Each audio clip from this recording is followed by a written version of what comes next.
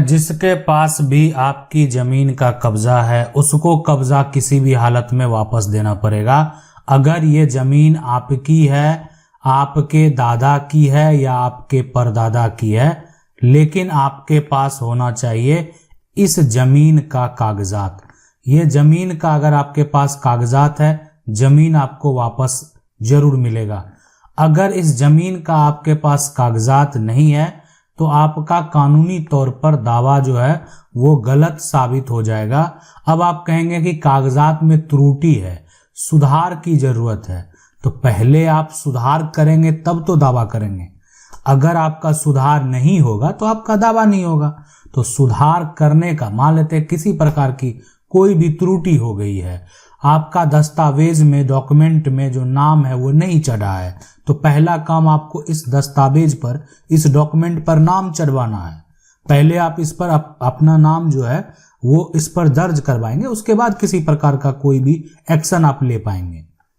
अब है कि अगर ये जमीन का दस्तावेज आपके पास है, कागजात आपके पास है, लेकिन जमीन आपके पास नहीं है, जो ये लैंड आप देख रहे हैं ये आपके पास नहीं है, क्या करेंगे? क्या ये जमीन वापस नहीं मिलेगी?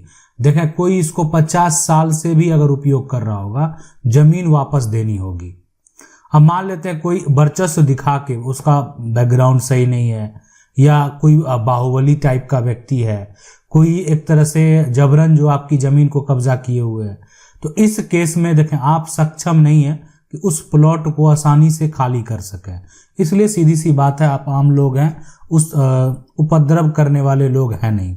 तो अगर ये जमीन कोई खाली नहीं कर रहा है, आपकी जमीन है, एकदम से आप जो है सबसे पहला स्टेप जो है आपको यही करना है कि जमीन का कागजात के साथ आप सिविल कोर्ट में केस फाइल कर दें। ठीक है, जिस दिन फैसला हुआ उस दिन उसको कानून खाली करवाएगा और उस व्यक्ति को खाली करना पड़ेगा। ठीक है, और साथ में मान लेते हैं कि अगर आपको एक तरह से मन में ऐसा लगता है कि कानून में जाएंगे कहीं कोई समस्या, तो अगर कोई समस्या उत्पन्न होने वाली है, हो सकता है आपको परेशान करे, आपके साथ मारपीट करे, तो इस बात को भी आप मेंशन कीजिए कि हो सकता है कि हम अगर जो है अपना एक तरह से आवाज उठाएं, हमारे साथ ऐसा समस्या हो सकता है।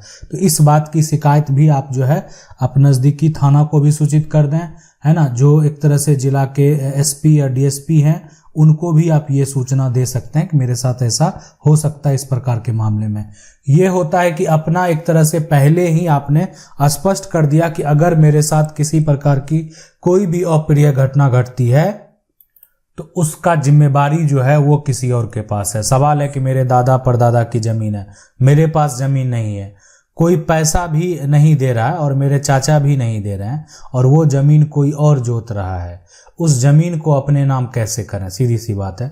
देखें, जमीन अगर आपके नाम, यहाँ पर जो है कि जमीन अगर आपके नाम पर नहीं है तो सबसे पहला काम, ठीक है, आप मान लेते हैं कि जमीन अगर कोई दूसरा आदमी जोत रहा है तो आपको पता है कि वो परदादा की जमीन है, ठीक है। अब नाम किसका दर्ज है? परदादा का नाम दर्ज है या दादा का नाम दर्ज है या चाचा का नाम दर्ज है, जिनका भी नाम दर्ज है, आपका अगर कानूनी तौर पर अधिकार है तो आप अपना अधिकार का दावा करेंगे। साथ में जो व्यक्ति जमीन एक तरह से जोत रहा है उस पे भी आप केस फाइल करेंगे, उसको नोटिस भेजेंगे, उसको जो है कानूनी तौर पर जवाब देना पड़ेगा। जब आप जमीन को अपने नाम पर अगर कर लेते हैं तो उस केस में तो डायरेक्ट आप जो है पुलिस प्रशासन से, राजस्व के जो अधिकारी हैं, है ना, वहाँ का अगर कोई जनता दरबार लगता है तो आप जाके शिकायत करेंगे, देखें मेरी जमीन है सर, और मेरी जमीन को जो है ये जबरन एक तरह से जोत रहे हैं, उपयोग कर रहे हैं, जबकि मेरे पास कागजात है, हम सरकार को टैक्स दे रहे हैं। तो वहां से देखें होता क्या है, एक ये जो रास्ते हैं, मान लेते हैं ग्राम पंचायत से भी लोगों को फैसला मिलता है, जो एक तरह से रेवेन्यू कार्यालय है वहाँ का अगर कोई जनता दरबार का आदेश होता है तो उसके लिए वहाँ से भी होता है, या आप चाहें तो एसडीएम कोर्ट से भी है जो है, या जिला कलेक्टर के पास से भी लोगों को न्याय मिलता है, ऐसा नहीं कि नहीं मिलता है। तो ये है कि ये विकल्प में अगर आप जो है करते करते थक चुके हैं तो अब आपके पास आखिरी है और सबसे बेहतर विकल्प है। एक बार अगर न्यायालय का फैसला आएगा तो वो जो है बदल नहीं सकता है और उस व्यक्ति को उस प्रॉपर्टी पर से जो है हटना पड़ेगा, किसी भी हालत में हटना पड़ेगा।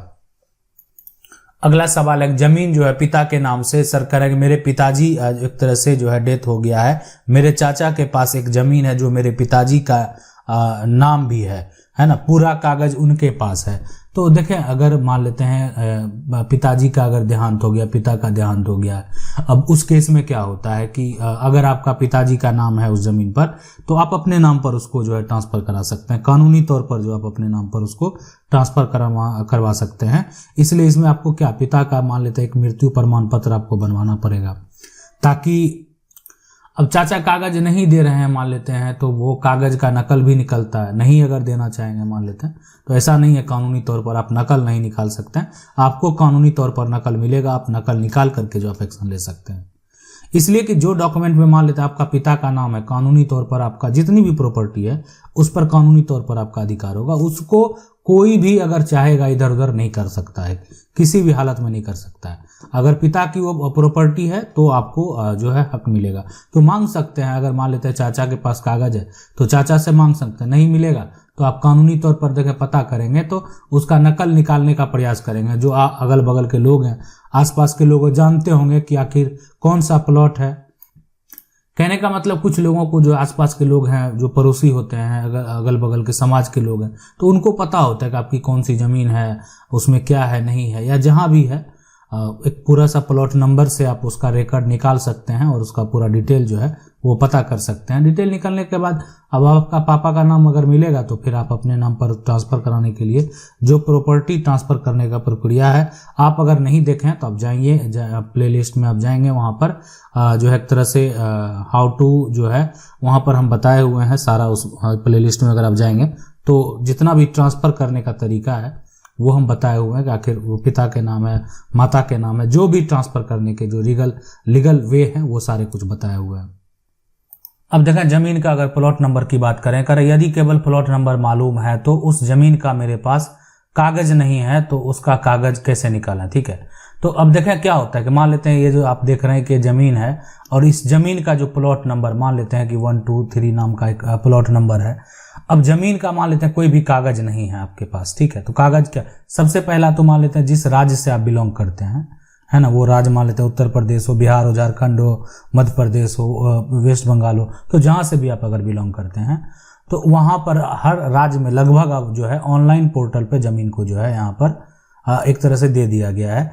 तो आप क्या कर सकते हैं कि जो प्लॉट नंबर है उसको डालकर आप चेक करवा सकते हैं। आप खुद से भी कर सकते हैं, जो पोर्टल है उसको करेंगे और वहाँ पर प्लॉट जो है सर्च करने के लिए ऑप्शन आता है, उससे आप जो है खाता, खतौनी, है ना, खतियान, खेसरा, जो भी है सारा प्लॉट नंबर से प्रॉपर्टी का अकाउंट डिटेल जो भी है वो सारा कुछ आप देख सकते हैं, चेक कर सकते हैं। उसके बाद जब ये पता चल गया, मान लेते हैं ठीक आपको प्लॉट नंबर मालूम है ना, ज़मीन का एक तरह से ज़मीन जो है उस ज़मीन का मेरे पास कोई कागज़ नहीं है, तो ये देखें एक यहाँ पर ये भी आता है कि आपको प्लॉट नंबर मालूम है, ज़मीन किसके पास है, ज़मीन का कोई कागज़ नहीं है, तो कागज़ तो आप ऑनलाइन चेक कर लेंगे, वर्तमान में नाम पता जो है वो चल जाएगा। अब है कि कौन सा कागज़ निकालना चाहते हैं, सीधी सी बात है, क्या रजिस्ट्री का नकल निकालना चाहते हैं, है ना, रजिस्ट्री का नकल। ठीक है, तो आप जो है हमारे प्लेलिस्ट में जाएंगे, वहाँ पर जो रजिस्ट्री वाला एक तरह से सेशन है उसमें हम नकल निकालने के लिए जो है बताए भी हैं और आगे हम बताते रहेंगे। अब उसके बाद जो है खतियान का नकल, सीधा यहाँ पर देखें यहाँ पर खतियान का नकल। ठीक है, ये सब पर जो है हम स्पेशल भी एक तरह से इस टॉपिक पर लाएंगे, ताकि जो भी है आखिर जो नकल है, नकल से संबंधित आखिर वो कागजात कैसे निकालेंगे, वो नकल निकालने का क्या प्रक्रिया है वो हम बताने का जरूर प्रयास करेंगे कि आखिर आपको क्या करना है, कहाँ जाना है, कैसे करना है और किस प्रकार से आप जो है नकल प्राप्त कर सकते हैं। सवाल है कि यहाँ पर ससुर जी का जो ज़मीन है मान लेते हैं, और ये जो सवाल है कि मेरे ससुराल में चचेरे ससुर जो हिस्सा नहीं देना चाहते हैं और ज़मीन बहुत है मेरे वाइफ जो को, एक लड़की अकेली है ना, अकेली है, ससुर जी मर गए हैं और मेरी सासू माँ जो है वह गूंगी बहरी है, तो बताइए सर इसका कैसे समस्या का जो है हल होगा, मुझे प्रॉपर्टी जो है कैसे मिलेगा। मैं उनको एक तरह से जो देखें, आप क्या करें सबसे पहले कि आप अपना टाइटल सूट का जो दावा करवा दें पत्नी के द्वारा, जो है अपने जो पिता के एक तरह से के भाई हैं उनके ऊपर। ठीक है, इसलिए मान लेते हैं आप वो गूंगी है और बहरी है, तो आप उससे उनकी पत्नी से आप रजिस्ट्री भी नहीं करवा सकते हैं, तो आप ये करवा दें सिविल कोर्ट में। और मान लेते हैं नहीं देना चाह रहे, हो सकता है ग्रामीण के जो लोग हैं वो भी आपके पक्ष में आपका साथ नहीं दे, तो इसलिए आप क्या करेंगे, सिविल कोर्ट में केस करवा कर नोटिस करवा देंगे। देखिए ठीक है, अगर भाई का संपत्ति है, लड़की लेना चाहती है, तो ये सब केस का फैसला तो तुरंत होगा। केस में अगर कुछ रहेगा तभी तो विलम्ब लगेगा। विलम्ब लगने का मुख्य कारण क्या होता है वो भी हम बताए हुए हैं और आगे भी बताएंगे आखिर कि विलम्ब जो होता है केस, कोई भी केस जो है लंबा चलता है उसके बहुत सारे कारण होते हैं। बहुत सारे आप केस देखते हैं जल्द से जल्द उसका जो है हल निकल जाता है, तो उसके कारण है। अब यहाँ पर केस में क्या है, बेटी जो है उत्तराधिकारी है, तो उसको तो पिता का संपत्ति का अधिकार मिलना ही चाहिए। अगर कोई नहीं देना चाहता है तो वो अगर इतनी बड़ी गलती कर रहा है तो उसको वो आखिर क्यों कर रहा है, ऐसा लालच उस हिसाब से पूछा जाएगा, ऐसा लालच आप क्यों कर रहे हैं। तो किसी भी हालत में उसको संपत्ति जो है वो तो देना ही पड़ेगा। अगला सवाल है 65 साल पहले और बाद। देखिए 65 साल पहले जब हमारे यहाँ जो है एक तरह से वासरी जो है प्लांट बन रहा था, तो मेरे पूर्वज सब वहां से जा रहे थे। बसने को हम लोग ठाकुर हैं, तो आदिवासी लोगों को ठाकुर का जो है यहाँ पर जरूरत था, तो मेरे पूर्वज को एक तरह से बसाया बिना लिखित के, जो कि लिया था और जो दिया था दोनों मर गया। अभी 65 साल बाद हम लोगों को हटा रहा है, क्या करें। तो इस मामला को कोर्ट में लेकर जाएं। अगर ऐसा है तो बसाया, अब आपका कितना घर बसा हुआ ये भी है ना। एक घर है कि अभी मान लेते हैं 10 घर है।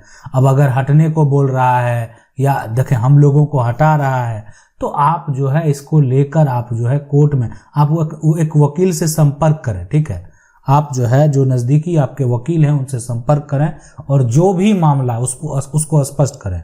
इसलिए आप वहां जाएंगे, जो भी इसके कहने का मतलब जो है आपको आखिर करना क्या है, करना यह है कि आप जाएंगे जो आपका नजदीकी सिविल कोर्ट है वहां पर जाएंगे, अपने वकील से बात करेंगे कि मेरे साथ ऐसा समस्या है, हटने को बोल रहा है, जबकि हम आज से नहीं 65 साल से इस जमीन पर जो है रह रहे हैं। रहने वाली बात है, इतना आसान नहीं है जो रहने वाला जगह है उससे आपको हटा दिया जाए, ये इतना आसान नहीं है। तो अगर ऐसा किया जा रहा है तो आपको जो है एक तरह से एक्शन लेना चाहिए। अगर आप एक्शन लेंगे तो आपको जरूर फायदा होगा।